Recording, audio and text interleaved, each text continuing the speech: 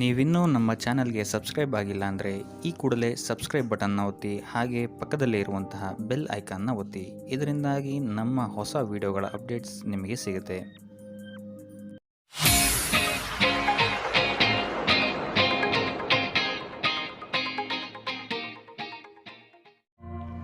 ಮೊದಲನೇದಾಗಿ ಶಿಕ್ಷಣದ ಬಗ್ಗೆ ಮಾತನಾಡುವಂಥದ್ದಾದರೆ, ವಿದ್ಯಾರ್ಥಿಗಳಿಗೆ ಈ ತಿಂಗಳು ಅತ್ಯುತ್ತಮವಾದಂತಹ ಫಲಗಳನ್ನು ನೋಡ್ತೀರಾ ಅಂತಲೇ ಹೇಳ್ಬೋದು. ನಿಮ್ಮ ಕಾನ್ಸಂಟ್ರೇಷನ್ ಲೆವೆಲ್ ಹೆಚ್ಚಾಗುತ್ತೆ ಅಂತಲೇ ಹೇಳ್ಬೋದು.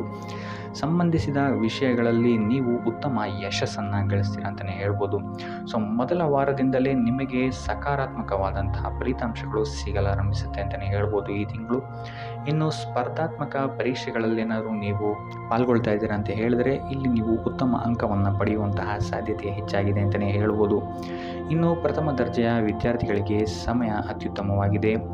ಮೂರನೇ ವಾರ ಸ್ವಲ್ಪ ತೊಂದರೆಗಳು ಉಂಟಾದರೂ ಸಹಿತ ಕೊನೆಯ ವಾರ ಉತ್ತಮವಾಗಿರುತ್ತೆ ಅಂತಲೇ ಹೇಳ್ಬೋದು.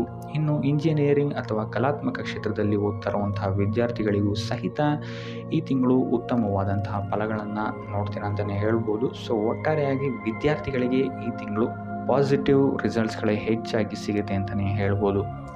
ಇನ್ನು ಕುಟುಂಬ ವಿಚಾರಕ್ಕೆ ಬರುವಂಥದ್ದಾದರೆ, ಕುಟುಂಬ ವಿಚಾರದಲ್ಲಿ ನಿಮ್ಮ ಮಕ್ಕಳ ಆರೋಗ್ಯದ ಬಗ್ಗೆ ಸ್ವಲ್ಪ ಎಚ್ಚರ ವಹಿಸುವಂಥದ್ದು ಉತ್ತಮವಾಗಿರುತ್ತೆ. ಇದಲ್ಲದೆ ಅವರ ಶಿಕ್ಷಣಕ್ಕೆ ಸಂಬಂಧಿಸಿದಂತೆ ಈ ತಿಂಗಳು ನಿಮಗೆ ಸ್ವಲ್ಪ ತೊಂದರೆ ಕಾಡ್ಬೋದು ಅಂತಲೇ ಹೇಳ್ಬೋದು. ಸೊ ಆದ್ದರಿಂದ ಅವರ ಆರೋಗ್ಯದ ಬಗ್ಗೆ ಹೆಚ್ಚು ಗಮನ ವಹಿಸುವಂಥದ್ದು ಉತ್ತಮವಾಗಿರುತ್ತೆ.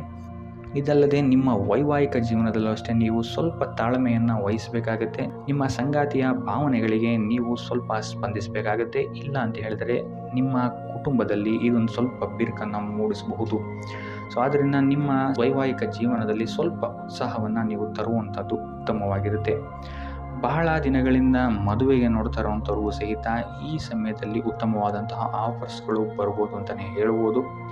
ಇನ್ನು ಇದಲ್ಲದೆ ನಿಮ್ಮ ಪೋಷಕರಿಗೆ ಈ ತಿಂಗಳು ನಿಮ್ಮ ಸಲಹೆ ಮತ್ತು ಸಹಕಾರ ಬೇಕಾಗ್ಬೋದು ಅಂತಲೇ ಹೇಳ್ಬೋದು. ಸೊ ಕುಟುಂಬದಲ್ಲಿ ಆದಷ್ಟು ತಾಳ್ಮೆಯಿಂದಿರಲು ಈ ತಿಂಗಳು ಪ್ರಯತ್ನಿಸಿ. ಯಾವುದೇ ರೀತಿ ಬರುವಂತಹ ಸಂದರ್ಭಗಳನ್ನು ಪ್ರೀತಿಯಿಂದ ನಿಭಾಯಿಸಲು ಪ್ರಯತ್ನ ಪಡಿ. ಸೊ ಒಟ್ಟಾರೆಯಾಗಿ ಕುಟುಂಬ ವಿಚಾರದಲ್ಲಿ ಈ ತಿಂಗಳು ನಿಮಗೆ ಮಿಶ್ರ ಫಲ ಅಂತಲೇ ಹೇಳ್ಬೋದು. ಇನ್ನು ಆರೋಗ್ಯ ವಿಚಾರಕ್ಕೆ ಬರುವಂಥದ್ದಾದರೆ, ಆರೋಗ್ಯ ವಿಚಾರದಲ್ಲಿ ಈ ತಿಂಗಳು ನಿಮಗೆ ಸಾಮಾನ್ಯವಾಗಿರುತ್ತೆ ಅಂತಲೇ ಹೇಳ್ಬೋದು. ಸೊ ಆದ್ದರಿಂದ ನಿಮ್ಮ ಆಹಾರದ ಬಗ್ಗೆ ಸ್ವಲ್ಪ ಎಚ್ಚರಿಕೆ ವಹಿಸಿ. ಕರಿದ ಆಹಾರದಿಂದ ದೂರ ಇದ್ದಷ್ಟು ಒಳ್ಳೆಯದು. ಇದಲ್ಲದೆ ಇಲ್ಲಿ ನಿಮ್ಮ ಮಾನಸಿಕ ಒತ್ತಡ ಸ್ವಲ್ಪ ಹೆಚ್ಚಾಗುವಂತಹ ಸಾಧ್ಯತೆ ಇದೆ ಅಂತ ಹೇಳ್ಬೋದು. ಸೊ ಆದ್ದರಿಂದ ಹೆಚ್ಚು ವಿಶ್ರಾಂತಿಯನ್ನು ತಗೊಳ್ಳುವಂಥದ್ದು ಮತ್ತು ಯೋಗ ಮತ್ತು ಧ್ಯಾನವನ್ನು ಮಾಡುವಂಥದ್ದು ನಿಮಗೆ ಇಲ್ಲಿ ಸಹಕಾರಿಯಾಗಿದೆ ಅಂತಲೇ ಹೇಳ್ಬೋದು. ಇದಲ್ಲದೆ ಈ ತಿಂಗಳು ನಿಮಗೆ ಹಲ್ಲಿಗೆ ಸಂಬಂಧಿಸಿದಂತಹ ನೋವುಗಳು ಸ್ವಲ್ಪ ಬಾಧಿಸ್ಬೋದು ಅಂತಲೇ ಹೇಳ್ಬೋದು. ಇನ್ನು ನಿಮ್ಮ ಸಂಗಾತಿಯ ಆರೋಗ್ಯದ ಬಗ್ಗೆ ಸಹಿತ ನೀವಿಲ್ಲಿ ಸ್ವಲ್ಪ ಎಚ್ಚರಿಕೆಯನ್ನು ವಹಿಸಬೇಕಾಗುತ್ತೆ. ಆದರೆ ತಿಂಗಳ ಕೊನೆಯ ವಾರ ನಿಮಗಿಲ್ಲಿ ಆರೋಗ್ಯ ಪರಿಸ್ಥಿತಿಗಳು ಸುಧಾರಣೆ ಆಗುತ್ತೆ ಅಂತಲೇ ಹೇಳ್ಬೋದು. ಇನ್ನು ವೃತ್ತಿ ಜೀವನವನ್ನು ನೋಡುವಂಥದ್ದಾದರೆ, ಈ ತಿಂಗಳು ನಿಮಗೆ ನಿಮ್ಮ ಕೆಲಸ ಕಾರ್ಯಗಳಲ್ಲಿ ಸ್ವಲ್ಪ ಸವಾಲುಗಳನ್ನು ನೀವು ಎದುರಿಸಬೇಕಾಗಬಹುದು. ಆದ್ದರಿಂದ ನಿಮ್ಮ ಬುದ್ಧಿಶಕ್ತಿ ಮತ್ತು ನಿಮ್ಮ ಉತ್ತಮ ಕಾರ್ಯ ವೈಖರಿಯನ್ನು ಬಳಸ್ಕೊಳ್ಬೇಕಾದಂತಹ ಸಮಯ ಈ ತಿಂಗಳು ನಿಮಗೆ ಬರಬಹುದು. ಸಮಸ್ಯೆಗಳ ಬಗ್ಗೆ ಚಿಂತೆ ಮಾಡದೆ ಆದಷ್ಟು ಪರಿಹಾರದ ಬಗ್ಗೆ ಹೆಚ್ಚು ಗಮನವನ್ನು ಕೊಡುವಂಥದ್ದು ನಿಮಗಿಲ್ಲಿ ಪಾಸಿಟಿವ್ ರಿಸಲ್ಟನ್ನು ಕೊಡುತ್ತೆ ಅಂತಲೇ ಹೇಳ್ಬೋದು. ಸೊ ವೃತ್ತಿ ಜೀವನದಲ್ಲಿ ಆದಷ್ಟು ಸ್ಕಿಲ್ಸ್ಗಳನ್ನು ಅಪ್ಗ್ರೇಡ್ ಮಾಡ್ಕೊಳ್ಳೋಕ್ಕೆ ಟ್ರೈ ಮಾಡಿ. ಇದರಿಂದ ನಿಮಗೆ ಮುಂದೆ ಬರುವಂತಹ ಅವಕಾಶಗಳಿಗೆ ಹೆಚ್ಚು ಸಹಕಾರಿಯಾಗಿರುತ್ತೆ ಅಂತಲೇ ಹೇಳ್ಬೋದು. ಇದಲ್ಲದೆ ಕೆಲಸದ ಒತ್ತಡ ನಿಮ್ಮ ಮೇಲೆ ಹೆಚ್ಚು ಬಾಧೆಯನ್ನು ನೀಡದಂತೆ ನೋಡಿಕೊಳ್ಳಿ. ಆದಷ್ಟು ಯೋಗ ಧ್ಯಾನವನ್ನು ಮಾಡುವಂಥದ್ದು ಉತ್ತಮವಾಗಿರುತ್ತೆ. ಕೊನೆಯ 2 ವಾರಗಳು ನಿಮಗೆ ಸಕಾರಾತ್ಮಕವಾದಂತಹ ಫಲಿತಾಂಶಗಳನ್ನು ನಿಮ್ಮ ಕಾರ್ಯಕ್ಷೇತ್ರದಲ್ಲಿ ಇದು ಒದಗಿಸುತ್ತೆ ಅಂತಲೇ ಹೇಳ್ಬೋದು.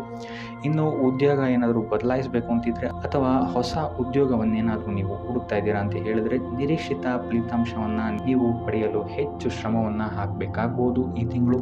ಸೊ ಆದ್ದರಿಂದ ವೃತ್ತಿ ಜೀವನದ ಬಗ್ಗೆ ಯಾವುದೇ ರೀತಿಯಾದಂತಹ ಆತುರದ ನಿರ್ಧಾರಗಳನ್ನು ಈ ತಿಂಗಳು ತಗೊಳ್ಳೋಕ್ಕೆ ಹೋಗಬೇಡಿ. ಆದಷ್ಟು ನಿಮ್ಮ ಗುರು ಹಿರಿಯರ ಸಲಹೆ ಮತ್ತು ಸಹಕಾರವನ್ನು ತಗೊಳ್ಳುವಂಥದ್ದು ಉತ್ತಮವಾಗಿರುತ್ತೆ.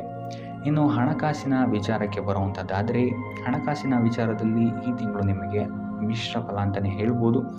ಈ ತಿಂಗಳು ನಿಮಗೆ ಎಷ್ಟು ಆದಾಯ ಬರುತ್ತೆ ಅಷ್ಟೇ ಖರ್ಚು ಸಹಿತ ಹೆಚ್ಚಾಗುತ್ತೆ ಅಂತಲೇ ಹೇಳ್ಬೋದು. ಸೊ ಆದ್ದರಿಂದ ನಿಮ್ಮ ಖರ್ಚಿನ ಬಗ್ಗೆ ಹೆಚ್ಚು ಗಮನ ಇಡುವಂಥದ್ದು ಉತ್ತಮವಾಗಿರುತ್ತೆ ಈ ತಿಂಗಳು ನಿಮಗೆ ಹೆಚ್ಚಾಗಿ ಆರೋಗ್ಯದ ಮೇಲೆ ಹೆಚ್ಚು ಖರ್ಚಾಗುವಂತಹ ಸಾಧ್ಯತೆ ಇದೆ ಅಂತಲೇ ಹೇಳ್ಬೋದು.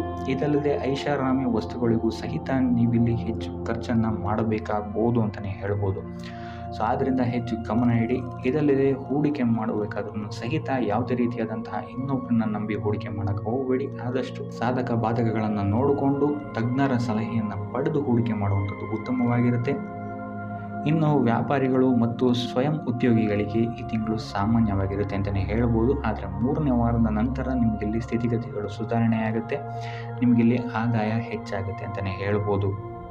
ಇನ್ನು ನೀವೇನಾದರೂ ಹೊಸ ಬಿಸ್ನೆಸ್ ಸ್ಟಾರ್ಟ್ ಮಾಡಬೇಕು ಅಂತಿದ್ರೆ ಅಥವಾ ಪಾಲುದಾರಿಕೆಯ ಉದ್ಯಮದಲ್ಲಿ ಏನಾದರೂ ಪ್ರಾರಂಭಿಸಬೇಕು ಅಂತ ಇದ್ದರೆ ಪ್ರತಿಯೊಂದು ವಿಚಾರಗಳನ್ನು ನೀವು ಗಣನೆಗೆ ತಗೊಳ್ಳುವಂಥದ್ದು ಉತ್ತಮವಾಗಿರುತ್ತೆ ಅಂತ ಹೇಳ್ಬೋದು. ಸೊ ಈ ವಿಚಾರಗಳಲ್ಲಿ ಆತುರದ ನಿರ್ಧಾರಗಳಿಂದ ಆದಷ್ಟು ದೂರ ಉಳಿಯುವಂಥದ್ದು ಉತ್ತಮವಾಗಿರುತ್ತೆ ಅಂತಲೇ ಹೇಳ್ಬೋದು.